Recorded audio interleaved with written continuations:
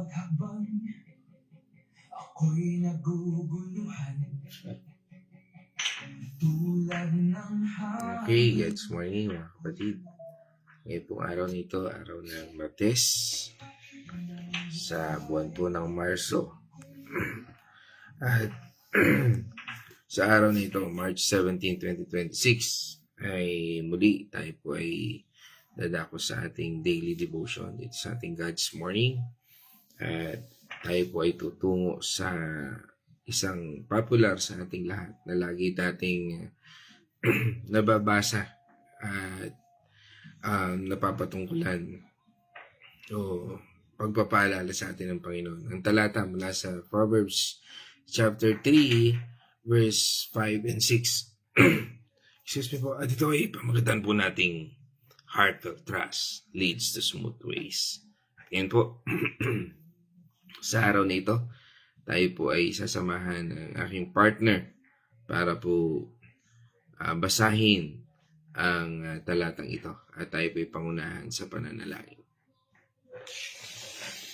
God's morning mga kapatid, tayo po ay babasa sa mga Kawikaan 3, verse 5 and 6. Kaya huwag kang magtiwala buong puso at lubusan, huwag kang manahan sa sariling karunungan. 6. Sa lahat ng iyong gawain siya'y alalahanin, ika'y patnubayan sa iyong mga tatahakin.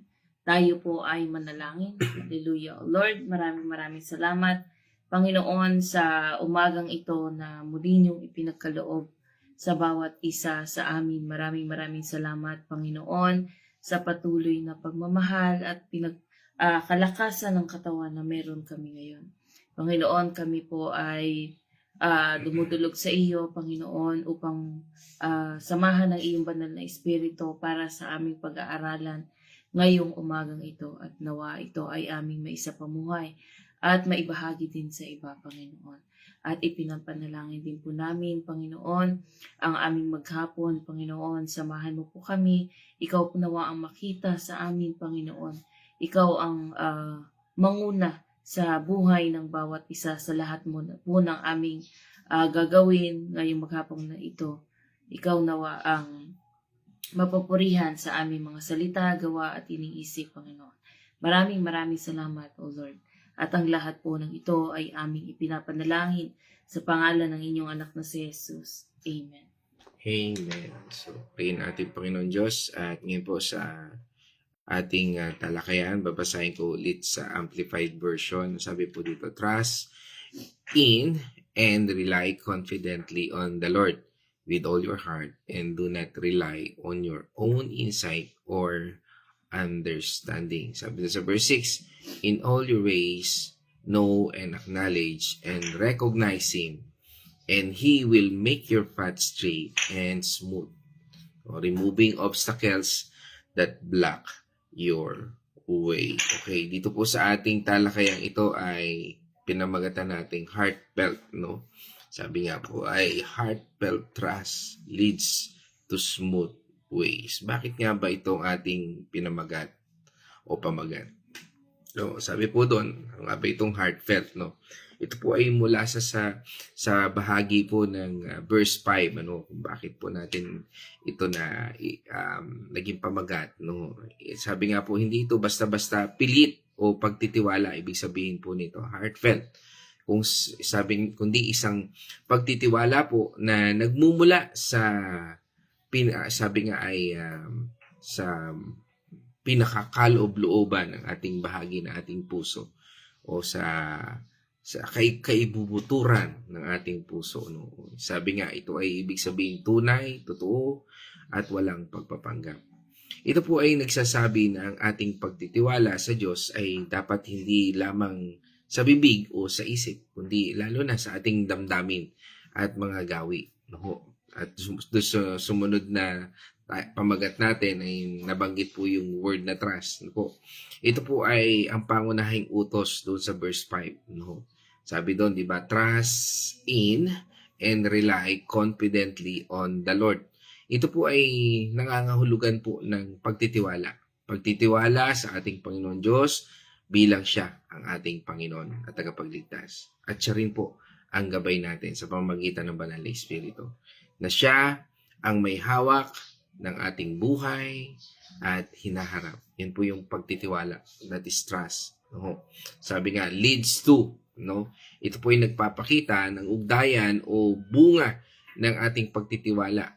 Tulad po ng sinasabi doon sa verse 6, na ang ating pagtitiwala ay sabi nga ay ang pagkilala po natin sa ating Panginoon Diyos na may kinalaman o siyang sabi nga ay involved no, sa kung paano binubuo ang ating mga landas o ang ating mga daanan. Hindi po ito, sabi nga, basta nasabihan lamang tayo, punta ka doon. Hindi po ganon. Kundi mayroong tunay na bunga na sabi nga ay darating kung tayo ay tapat sa ating pagtitiwala. Ibig sabihin, alam natin na kikilos at kikilos ang Diyos sa ating sitwasyon.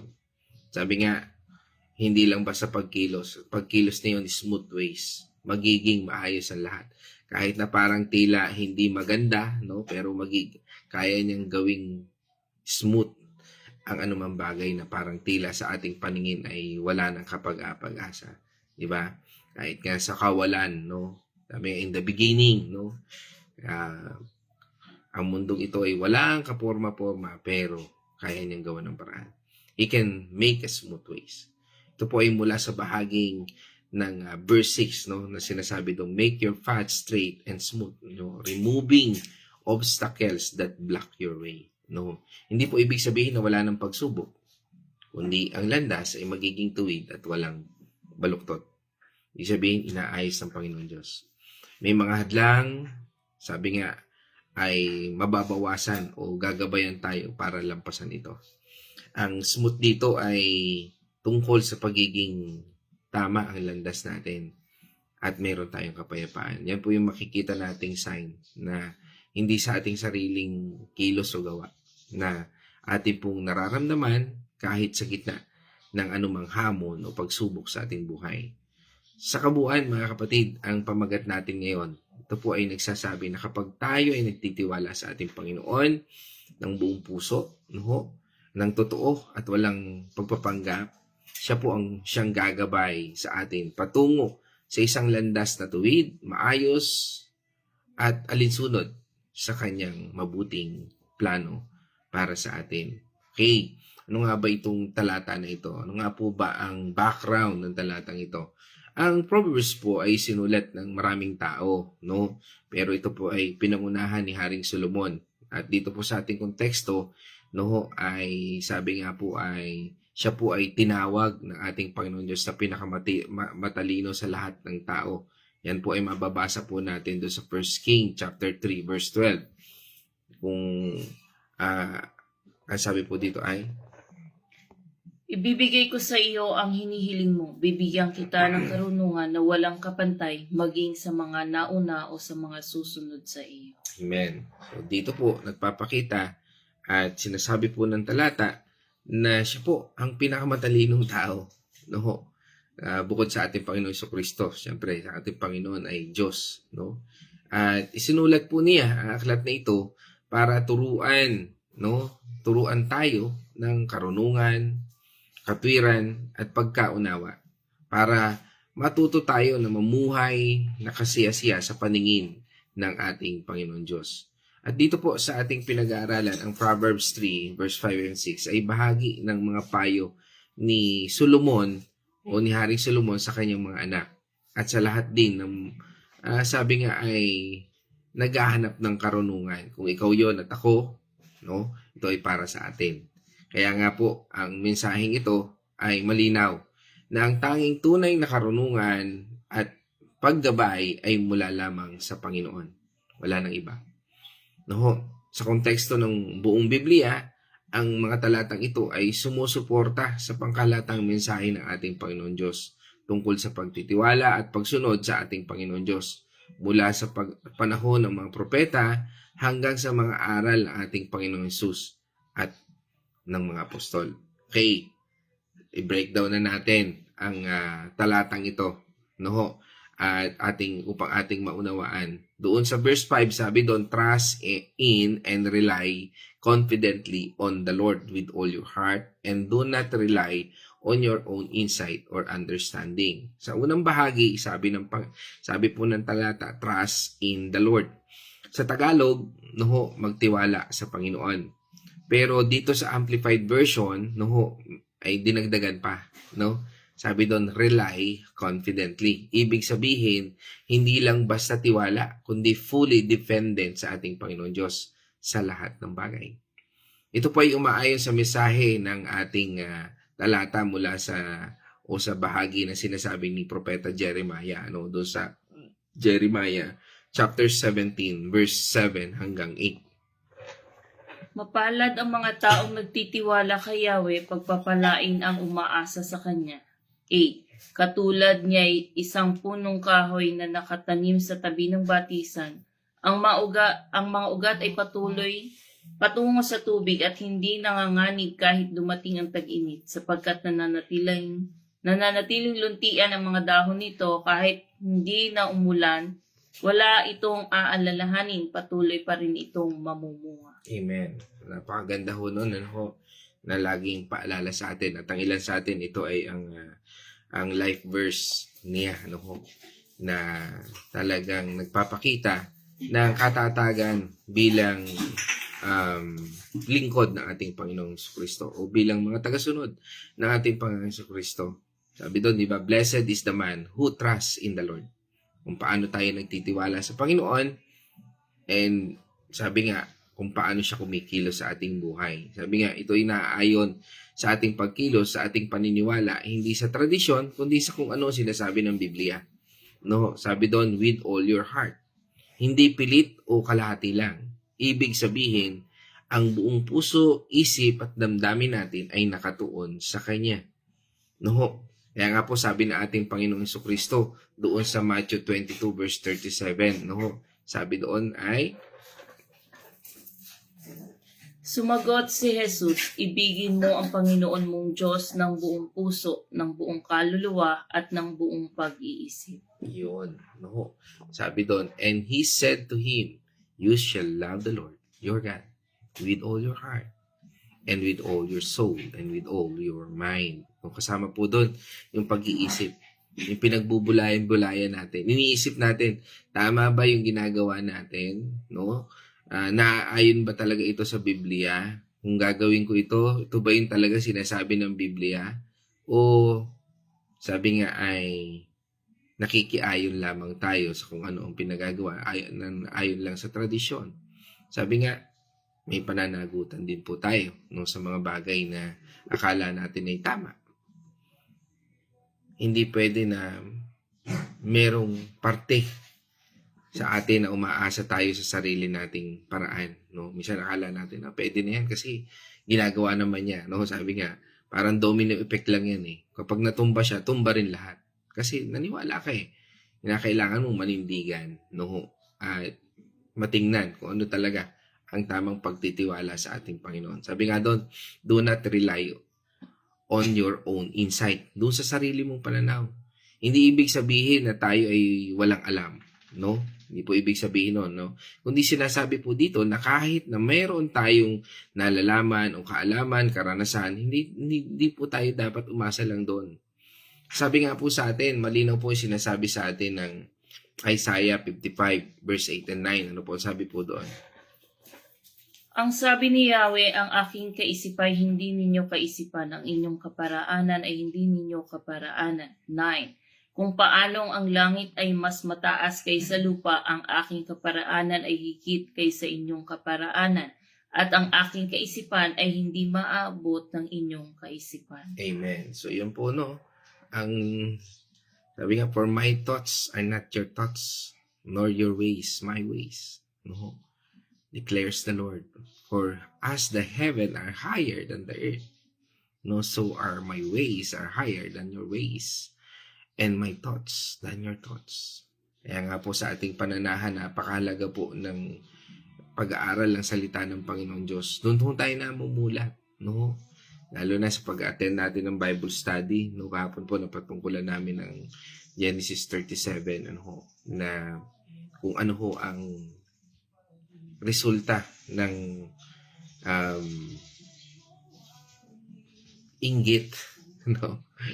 Na pinakita doon about envy and jealousy, no? Kaya nga napakahalaga po noon. Dahil ang pag-iisip po ng tao ay limitado. Pero ang plano ng Diyos ay walang hanggan at perpekto. Okay, tumungo naman po tayo doon sa ikalawang verse natin ngayon. Sabi doon, in all your ways, know and acknowledge and recognize Him, and He will make your path straight and smooth. Ibig sabihin, removing obstacle that block your way. Ano nga ba ito? Doon sa unang bahagi, sabi doon, in all your ways, know and acknowledge Him. Ibig sabihin po, sa lahat ng ginagawa natin, mula sa maliit na desisyon hanggang sa malaking pagpili sa buhay, dapat po natin kilalanin na siya ang boss. Siya ang boss ng ating buhay, ng ating Lord. At isama natin siya sa bawat takbang ng ating buhay.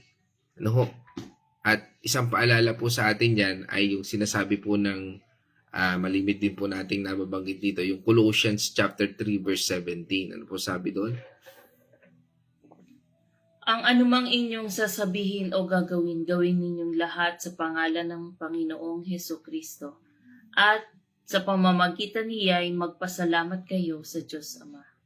Amen. Ano, sabi nga po doon, whatever you do or did, do all in the name of the Lord Jesus. No? Giving thanks through Him to God the Father. No?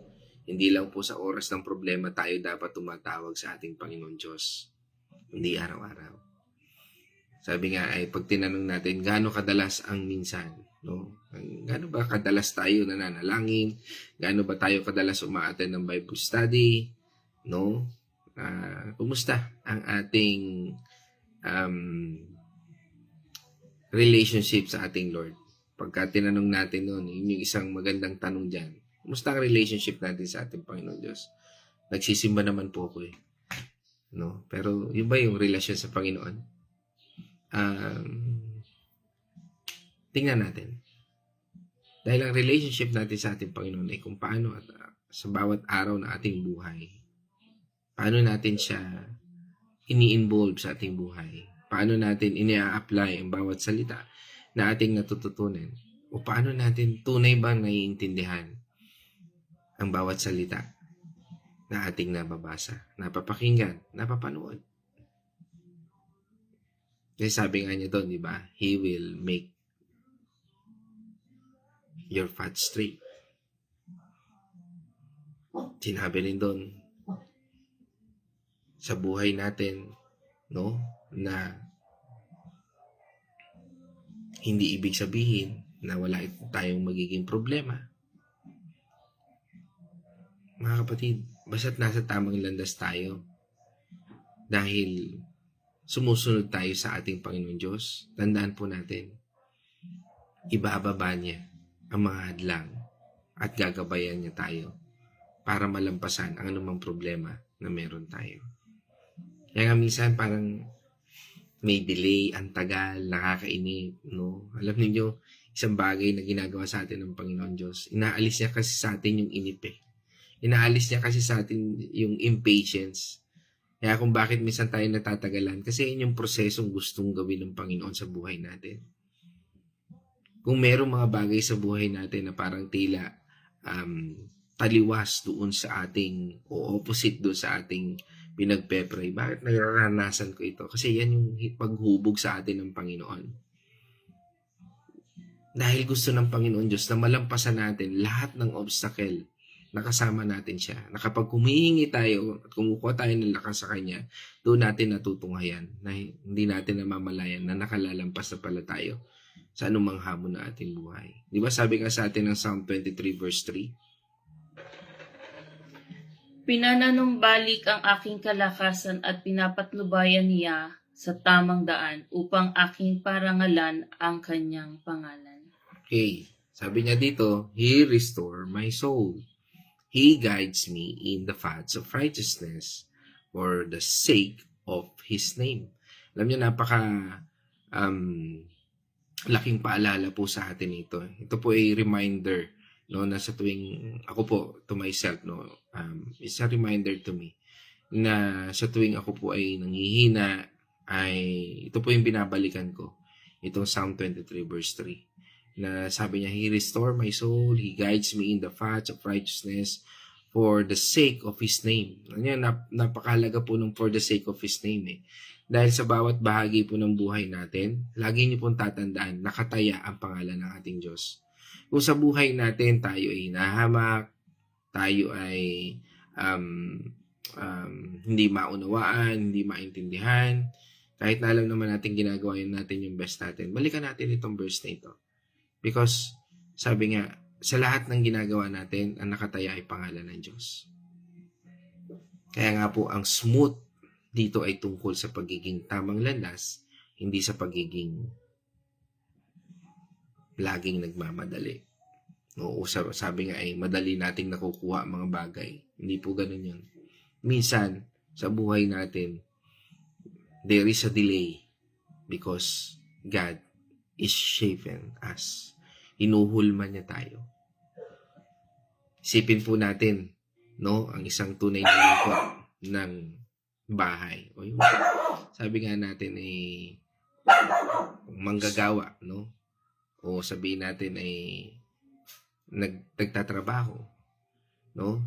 Isipin natin na meron isang tunay na lingkod at meron namang isang nagpapanggap na lingkod. Okay, tungan natin yon. Sabi nga, ang nagpapanggap na lingkod ay naglilinis, nag-aayos, kapag nandun yung kanyang amo o may mga taong nakatingin sa kanya. Pag wala na yung amo, tumatambay na lamang siya at gumagawa ng sarili niyang gawain o kahit minsan ay nanloloko pa. Umaasa siya sa sarili niyang paraan na paggawa. Iniisip niya na alam na niya ang gusto niya ng amo kaya hindi na siya nagtatanong, no? He knows everything. Minsan, gumagawa pa siya ng mga bagay na sa tingin niya ay mabuti. Pero hindi naman talaga iyon hinihingi ng amo. Kaya laging nagkakaroon ng problema o hindi tumutugma sa kanyang gawain sa plano ng amo. Yan yung mga tinatawag na pabida. Samantalang ang tunay na lingkod, no, naglilingkod siya dahil mahal niya ang kanyang trabaho, ang kanyang amo, at gusto niyang gawing tama, hindi dahil sa may nakatingin. Bawat gawain niya ay tinatanong niya muna ang amo kung paano ito gagawin ng tama. Umaasa siya na sa mga tagubili ng amo kaysa sa sarili niyang haka-haka. Kahit na may kanya-kanyang idea siya o meron siyang magandang idea, alam niya na mas alam ng amo ang lahat mula sa maliit na detalye hanggat sa bawat plano ng bahay. Kapag sumusunod siya, no, ng may kagalakan sa puso, sa mga tagubili ng amo, walang kalituhan, walang hadlang na hindi malalampasan. At tiyak na makakamit nila ang layunin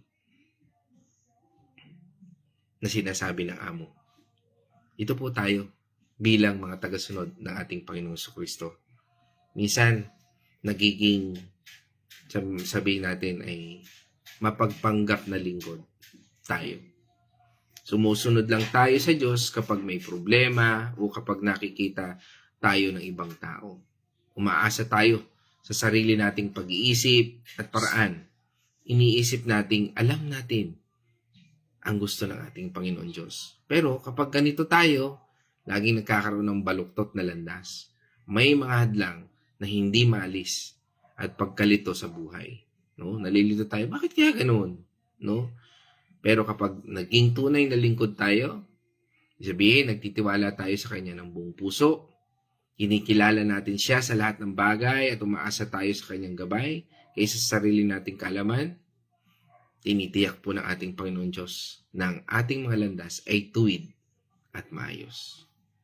Hindi natin kailangan magpanggap dahil una, alam ng Diyos ang totoo sa ating mga puso. At tanging ang Diyos lamang po o sa Diyos lamang po tayo makakahanap ng tunay na kabuluhan sa paglilingkod. Mga kapatid, tayo po sa atin, sa buhay natin, it's a connection to us bilang mga followers ng ating Panginoon Diyos. O sinasabi nga natin na tayo ay mga overcomers. No? Sabi nga po sa atin ng talata sa 1 John 5 verse 4, Sapagkat napagtagumpayan na ng anak ng Diyos ang sanlibutan at napagtagumpayan tayo sa pamamagitan ng pananampalataya. Amen. Sabi doon sa Amplified Version, for whatever is born of God overcomes the world. And this is the victory that has overcome the world, our faith. No? Ang mga talatang ito po ay napakahalaga po sa atin. Bakit? Dahil tayo po ay hindi mga nagpapanggap na mananampalataya. Noong bago tayo makakilala sa ating Panginoong Hesus, maaring nagpapanggap lang tayo na mabuti para sa tingin ng iba.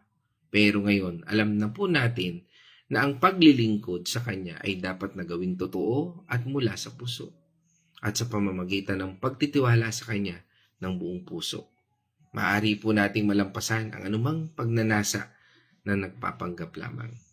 Ikalawa, tayo ay may tamang tagubilin na dapat po nating sundin. Maraming tao sa mundo ang naglilingkod ng iba't ibang bagay o tao nang walang tamang desisyon o sabihin natin direksyon. Pero bilang mga tagasunod ng ating Panginoong Jesucristo, kapag kinikilala natin siya bilang siyang ating tunay na boss, binibigyan niya tayo ng malinaw na gabay para sa bawat hakbang. Dito po, tinitiyak niya na ang landas natin ay patungo sa plano niya na maganda para sa atin. No, sabi nga po sa atin ng Jeremiah 29 verse 11. Sapagkat batid kong lubos ang mga plano ko para sa inyo, mga planong hindi ninyo ikasasama, kundi para sa inyong ikabubuti. Ito'y mga planong magdudulot sa inyo ng kinabukasang punong-puno ng pag-asa. Amen. No, yan po yun. Yan ang plano ng Diyos. Dahil ikatlo, tayo ay mga tagapagdala ng tunay na pag-ibig ng Diyos. Imaginein mo, ang dala-dala mo ay pag-ibig ng Diyos, pero bakit ka namumunghi sa kapwa mo? Bilang mga overcomers, hinihiling din sa atin na ipakita ang tunay na paglilingkod sa iba. Mari tayong maging halimbawa sa ating pamilya, trabaho, o community na ipakita na ang paglilingkod sa Diyos ay hindi peke, kundi totoo at puno ng pag-ibig. No? Stop pretension. Kaapat, tayo po ay may kapayapaan na hindi may paliwanag. Kahit na may mga hadlang na dumarating sa ating buhay, alam natin na ating Panginoon Diyos ang siyang nag-aayos ng ating mga daan. Hindi tayo kailangang mag-alala o matakot na malaman ng iba ang totoo sa atin. Dahil alam natin na siya ang nakakakita ng ating mga puso. At ang kapayapaan ng Diyos ang siyang nagbibigay sa atin ng tamang landas. Sabi nga po sa atin ng Philippians 4:7, di ba? At ang kapayapaan ng Diyos na hindi kayang maunawaan ng tao ang siyang mag-iingat sa inyong mga puso at pag-iisip dahil sa inyong pakikipag-isa kay Kristo Jesus. Amen. No. Yan po ang lagi nating hanapin, yung kapayapaan sa ating buhay bago tayo magdesisyon. At bakit nga po ba kailangan natin ito ngayon? Ang pagsunod sa ating Panginoong Jesucristo. Ang mundo pong ito ay puno na ng pagpapanggap at mga maling halimbawa. Ngayon, maraming tao na ang nagpapakitang tao para makakuha ng respeto mula sa iba. Marami na rin po ang church na ginagamit lang yung pangalan ng church para makalikom ng pera at magamit sa sarili nilang interes. Minsan, ginagamit pa yung mga orphanage, no? Para lang sila yung makalikom, pero marami po ganyan sa panahon ngayon. Sabi nga sa atin ng 1 Peter 2 verse 1. Kaya nga talikuran na ninyo ang lahat ng kasamaan, ang lahat ng pandaraya, pagkukunwari, pagkaingit, at paninirang puri. Amen. So yan po yun, ano? Therefore, putting aside all malice and deceit, and hypocrisy, and envy, and all slander. Dahil po sa masusing pag-aaral, no? Dito po nalalaman natin na ang Diyos ay nangangailangan ng tunay na pagtitiwala at paglilingkod. Hindi base sa kung ano ang makikita ng iba o kung ano ang uso. No? Kailangan din po natin ito para hindi po tayo maligaw ng landas sa pagnanasa na mukhang mabuti. Parang mukhang mabuti lang. minsan gumagawa tayo ng mga bagay na sa tingin natin ay tama para lang makuha ang mabuting o masabi sa atin na tayo ay mabuting Kristiyano. Pero mali. Dahil hindi ito mula sa puso kung ganun. Sabi nga po sa atin ng Proverbs chapter 14 verse 12. May daang matuwid sa tingin ng tao, ngunit kamatayan ang dulo nito. Yun po yun, ano? Katakot, no? Akala natin tama yung landas natin, pero kamatayan pala yun. O maaaring hindi natin alam na mamatay na pala yung ating pananampalataya. Kaya sabi doon, ang ganda nun, no? There is a way which seems right, amen. But its end is the way of death. Kapag naintindihan natin ng maigi ang mga talata, alam natin na ang tunay na kabutihan ay mula sa pagtitiwala sa ating Panginoon Diyos. Hindi sa sarili nating pagsisikap na mukhang mabuti. Ito rin po ay nagpapatungkol para mapanatili natin ang tunay na pananampalataya. Nakapakahalaga po sa atin ito. Na sa paglipas ng panahon, maraming maling turo na nagsasabing sapat na ang pagpapanggap sa kabutihan. Diba? Sabi nga po sa atin ng 1 Timothy 4 verse 1. Maliwanag ang sinasabi ng Espiritu na sa mga huling araw ay iiwan ng ilan ang pananampalataya. Susunod sila sa mga mapanlinlang na espiritu at mga katuruan ng demonyo. Yun. No? But the Spirit explicitly says that in the latter days or latter times, some will fall away from the faith, paying attention to deceitful spirit and doctrines of demons. Kaya nga po, ayon sa mga pag-aaral, ito po ay nagbibigay sa atin ng tamang kaalaman tungkol sa salita ng Diyos. Kaya, hindi po tayo madadaya na maniwala na ang peke na paglilingkod ay sapat. Ito rin po ay nagpapatungkol sa atin para makaramdam tayo ng kapayapaan sa pagiging totoo natin. No, kapag alam natin na tayo ay nagtitiwala sa ating Panginoon Diyos ng buong puso at tunay na naglilingkod sa Kanya, alam natin na tinatanggap tayo ng ating Panginoon Diyos para sa kung sino tayo. Diba? Sabi nga sa Philippians 4 verse 6 hanggang 7. Huwag kayong mabalisa tungkol sa anumang bagay. Sa halip hingin ninyo sa Diyos ang lahat ng inyong kailangan sa pamamagitan ng panalangin may pasasalamat. 7. At ang kapayapaan ng Diyos na hindi kayang maunawaan ng tao ang siyang mag-iingat sa inyong puso at pag-iisip dahil sa inyong pakikipag-isa kay Kristo Jesus. Amen. No? Yan po yan. Na kapag tayo ay patuloy na nananampalataya sa Panginoon, hindi po mawala sa atin yung kapayapaan. Hindi tayo madaling mabalisa. No? Kaya nga po mga kapatid, hindi po natin kailangan magpanggap. Dahil tinanggap na po tayo ng ating Panginoon Diyos ng buong puso.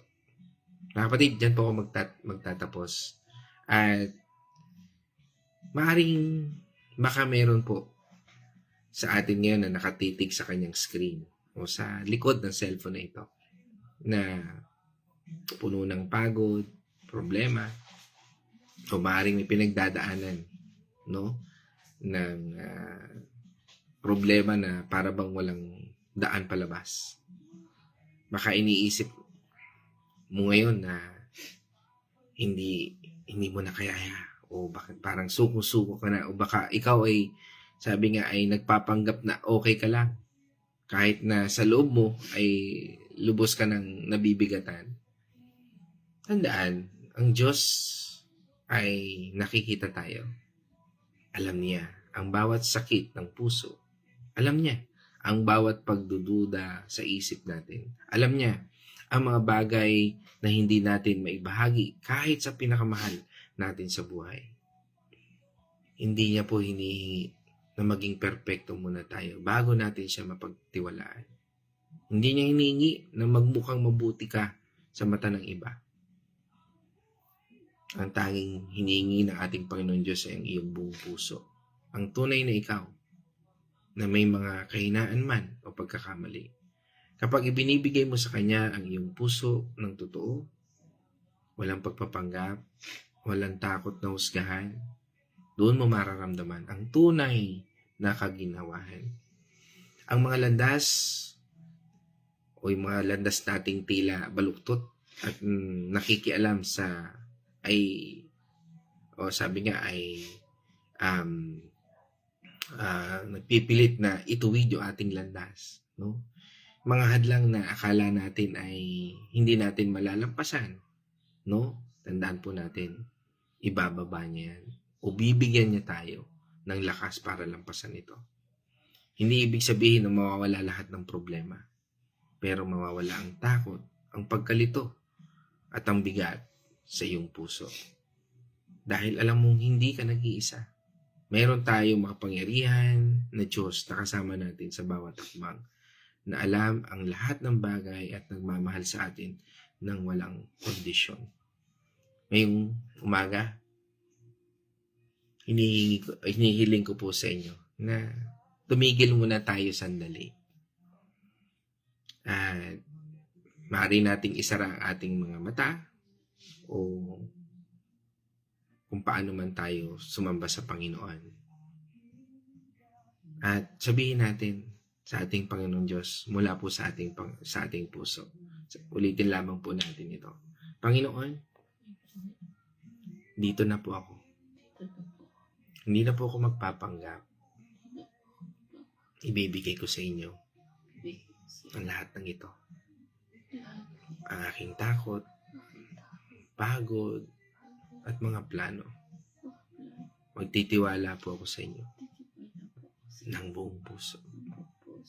Gabayan niyo po ako sa tuwid na landas.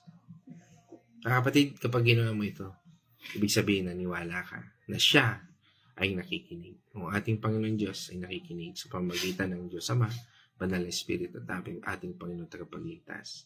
At ipinapakita po ng ating Panginoon Diyos sa bawat isa sa atin na tunay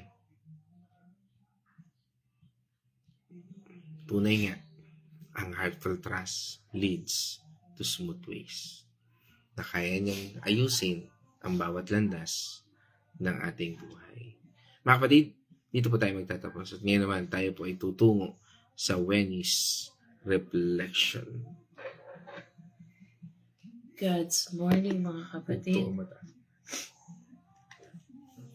Dito po sa ating napag-aralan ay natutunan po natin ang kahalagahan ng pagtitiwala na lampas sa ating sariling kakayahan. Natutunan natin hindi lahat ay kayang malutas o maunawaan ng ating isip lamang, kaya kailangan nating umasa sa mas mataas na karunungan ng ating Panginoon. Hindi dapat maging pansin, hindi natin dapat pasanin ang mga gawain, ang paggawa ng mga desisyon. Kapag inalay natin ang ating landas o mga desisyon sa ating Panginoon, hindi na natin kailangang magdalamhati ng labis o mag-alala dahil alam natin siya ang nakaprotekta sa atin. Siya ang ating nilalapitan. Ang pagiging mapagkumbaba ay susi sa tamang gabay. Natutunan nating ibaba ang ating sariling pagmamataas at tanggapin ang kailangan natin ang tulong at patnubay ng ating Panginoon. Hindi lamang sa problema, kundi pati na rin sa lahat ng blessing o biyaya na ating mga natatanggap. Ang lahat ng gawain ay may kakayahan. Ang lahat ng gawain ay may kahalagahan kapag iniugnay natin sa ating Panginoong Diyos. Maging ito man ay simpleng gawain tulad ng pag-aaral or pagtatrabaho, or kahit anumang ginagawa, simpleng gawain sa bahay, iugnay po natin ito sa ating Panginoon at gawin po natin na ang Panginoon ang ating pinagsisilbihan, hindi yung ang ating pamilya. Minsan po kasi nakakaramdam din tayo ng pagod. Kailangan natin ng tulong sa ating kapamilya, pero isipin po natin na ang Panginoon ang ating pinagsisilbihan. Sapagkat kung Panginoon po ang ating pinagsisilbihan, magaan po ito. Although nakakaramdam tayo ng pagod, pero meron tayong kasiyahan na tayo ay naglilingkod sa ating Panginoon. Kaya po, Ang pag-aalaga po sa pamilya ay nagiging makabuluhan kapag ginawa natin para ito ay para sa ating Panginoon. Ang pananampalataya ay nagdudulot ng katiyakan. Natutunan natin kahit sa gitna ng kawalan o katiyakan sa mundo, mayroon tayong tapat na Diyos na nag-aalaga sa atin at gagabay sa atin sa tamang daan. Kaya po, patuloy po tayong manahan sa presensya ng ating Panginoon. Pagpatuloy po natin ang mga ginagawa natin na pagdepende sa ating Panginoon sa pamamagitan ng kanyang mga salita. Kahit nga po yung mga araw-araw na nagbabahagi ng salita ng Panginoon, yung babad na talaga, nakakaramdam pa rin ng pagod, ng lungkot. Kaya po, dito po sa ating kinatatayuan ngayon, dito sa mundong ito, wala pong perpekto na hindi na nakakaramdam ng sakit, hindi nakakaramdam ng lungkot, at hindi na nawawala ng pag-asa. Kaya po, kahit po tayong mga Kristiyano na nakakakilala na sa Panginoon ay nagiging marupok kapag po tayo ay bumibitaw sa ating Panginoon. Kaya po, panatili po tayo naka-align sa presensya ng ating Panginoon, sapagkat ang Panginoon po ang magbibigay sa atin ng tunay na kapayapaan. Hindi po dito sa mundong ito natin makukuha ang tunay na kasiyahan, kundi sa presensya ng ating Panginoon. Yun lamang po, maraming salamat po, and God bless sa inyong lahat. Amen. Praise God. At ngayon naman po tayo ay tutungo sa ating mga kapatid online sa pagbati sa ating mga kapatid na laging sumusubaybay at nag-aabang. At pagbati natin sa ating kapatid mula po sa Makati City. Yan, pagbati po natin kay Sister Babe, Rianzares family, at pagbati rin natin kay Kuya Ramil at sa buong pamilya ng Rianzares family dyan sa Makati. At pagbati rin natin na nasundan yan mula po sa Bulacan, ito nila Kuya Chris, Nay Gloria, Nay Marta, at pagbati natin sa buong pamilya, mga pamilya nyo na nasa abroad, isang pagbati natin sa buong pamilya ng Kapus, Benaluz, Artillaga, Silang family, at sa lahat ng buong pamilya ninyo. At yan, kasama rin po natin ngayon ang aking magandang nanay mula po sa Santa Rosa, Laguna. Yan, kasama po natin ang aking nanay Corazon Getgano Mercado. Yan, mula po sa Santa Rosa, Laguna. Pagbati ko sa aking anak na si Casey, sa aking kapatid na si Caroline, sa aking mga pamangkin, kay Princess, kay Shai, kay Jello, kay CJ, at sa aming bunso, kay Sian, at ganoon na rin kay Luna. Yan, sa mapagpalang umaga po sa ating lahat yan. At pagbati rin natin sa ating kapatid, from Barangay Santo Niño. Yan, kay Nanay Josie, sa mapagpalang umaga po sa inyo at sa inyong buong pamilya.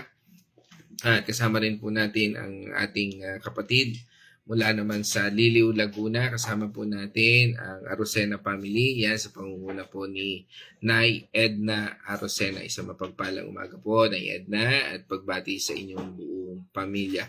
Yan po sa Liliw, Laguna. At tungo naman po tayo sa United States, mula po sa Washington, Seattle. Ang ating lagi ding araw-araw nating kasama, si Sister si Nurse Abby, isang mapagpalang umaga sa iyo dyan at sa iyong buong pamilya. Yan.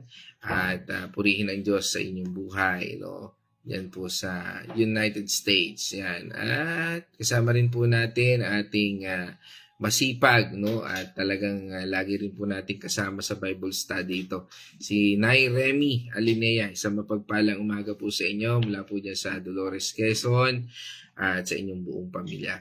At isang kagalakan na tayo muli magkakasama rito. Sabi nga kagabi, magkakasama rin po kami. At ngayon ay kasama rin po ulit namin. At tungo rin po natin sa aming host kagabi. Yan, salamat po Nay Winnie sa pag-host ng Bible study natin kagabi. Mula po sa topic ng Genesis chapter 37. Yan, pagbati natin sa buong Patual family, Yan, at pagbati na rin natin sa Dalangin Family dyan, kila Ate Lisel, no? Pagbati natin dyan sa inyong buong pamilya, sa Patual, Dalangin Family, dyan sa Villa Escudero. Yan, at pagbati rin natin sa aking magandang pinsan, no? Mula po sa Alamada, Cotabato. Siyempre, pagbati natin dyan kay Kuya Ruel, siyempre kay Uncle Sid, at kay Manang Diding, no? At sa lahat ng mga kamag-anak natin dyan sa Alamada, Cotabato. At syempre kasama rin natin ang aming inaanak si Janessa, no, Azucena. At syempre pagbati na rin natin sa kanyang husband, no, sa aming inaanak na si Tyrone, no. At syempre pagbati na rin natin kila dyan. Sama rin natin ngayon sa Azucena, Tanyo family, no, ang yan, kasama rin natin si Brother Arthur, yan, si kumparing Arthur at si kumaring Len. Siyempre, pagbati na rin natin sa mga kiddos, no, kay Julene at kay Pao, no. Isang mapagpalang umaga po sa ating lahat. At ang ating kapatid na patulog pa lang mula sa Israel, no. Yan, kasama po natin ito si Sister Maria Pe. At siyempre, pagbati rin natin sa ating kapatid kay Brother Ian, no, sa kanyang husband, no, at syempre sa kanilang mga kiddos na dalawang nagagandahang mga dilag, no. Yan, isang mapagpalang umaga po at purihin ang Diyos. At yan, kasama rin po natin from Osamis City, no, kasama po natin ang Family C, yan sa pangunguna ni Dr. Julia. At pagbati rin po natin kay Sir Dodong, kay Johan, kay Jansen, at kay Kerwin, no. Sa mapagpalang umaga po dyan sa Osamis City. Yan. At kasama rin po natin from Cotabato City ang aking pinsan, yan, si Ate Manang Didit, no.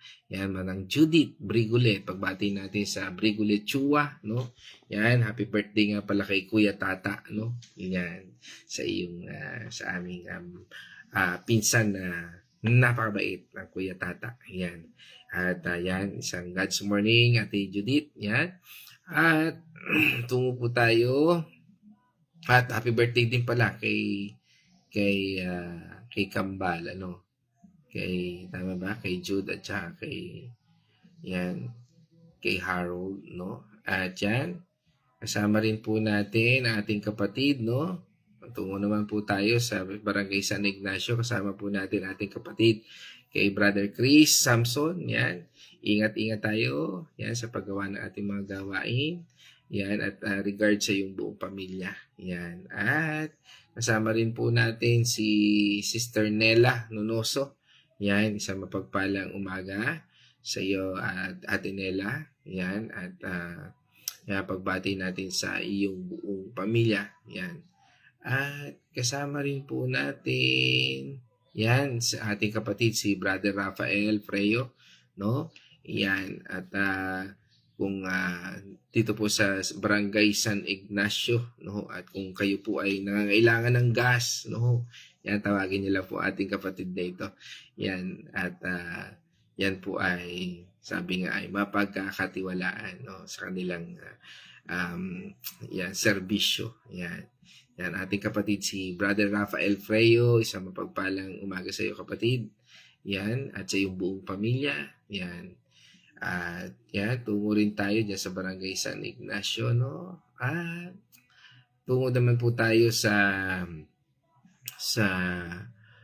Bacolod City. Kasama po natin ang Kuya George Pios. Isang mapagpalang umaga po, Kuya George. Yan, at sa iyong buong pamilya dyan sa Bacolod City.